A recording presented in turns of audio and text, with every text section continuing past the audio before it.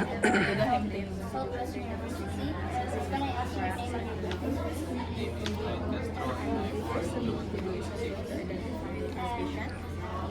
I'm going to check for a wristband if there is any. Assess the patient for undress put After that, the photo state down. considered our patient. The next is examine the posterior thorax. With that, inspect the bones, skin, symmetry, shoulder blades, and shoulder blades. Respiration. After that, is we're going to assist our patient into changing the if is needed. And then next is we're going to assist our patient in the sitting position. Next is palpate for the posterior thorax. After that is we're going So ano to is inspect the posterior thorax and examine the skin. using the palmar surface of the hands, palpate the thorax, temperature, tenderness, and muscle development. After that is we're going to assess the anterior posterior diameter of our patient.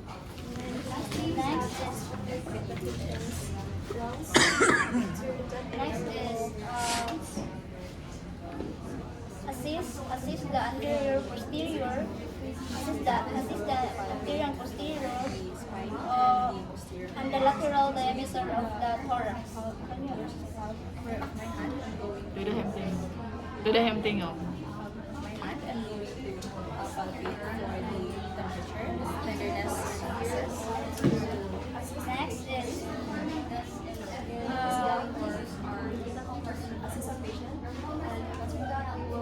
then assess the using the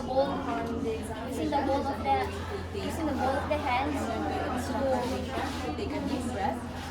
using the ball of the hands to palpate over posterior Ask our patient to say the word over posterior as the patient says.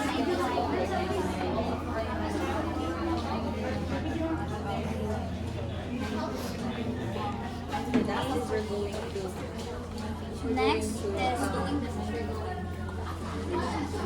Next is to assess the thoracic expansion. assess our patient's thoracic lung expansion. Do like this. Using the Using thumb the or bone, finger, the we're thumb. going to place it on the spine and Can you level 89 or 89. inhale, Miss, can you use that? exhale, Can you do this, miss? inhale, exhale, Can you take a deep breath? inhale. Next is percuss the posterior, then percuss using the zigzag pattern. After that is we're going to percuss our patient's posterior to lateral lung field. And we're going to note for any pitch or vibration and sound.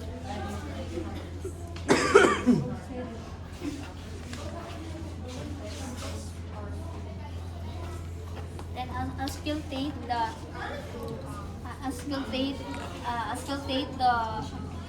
the lungs across down to the posterior thorax. And After that is we're going to and we're going to auscultate our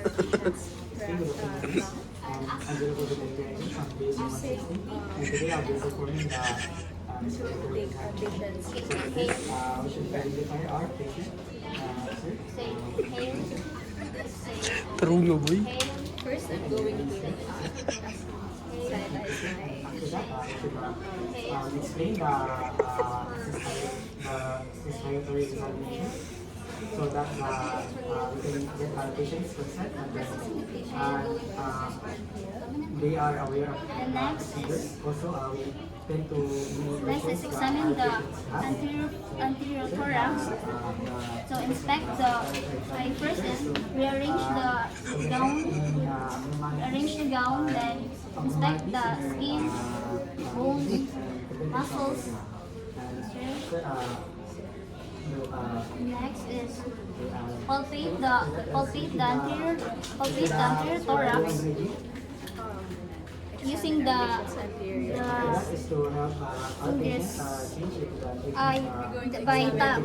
tactile fremetus and by as the patient say 99. First, you should do is to assess position Next is the posterior facing from the exposed. Palpate for the temperature. and next is to percuss the anterior thorax. While our patient says We should check first with posterior thoracic, inspecting the skin, bones, muscles in the spine, after that, the scapula, and also our patients. the symmetry of the expansion and the The next is osculate the that are used lungs during respiration. lungs through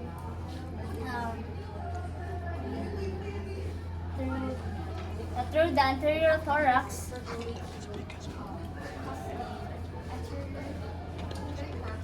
Okay, there are no abnormalities. And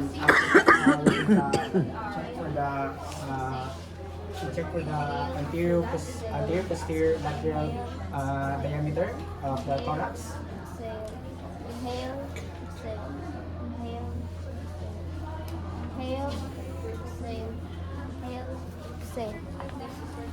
After Then, after that is we should assess assess the patient to remove posterior the lap thorax. gown First is we should and use our pump to perform hand check for hygiene and the Doppler. temperature, tenderness,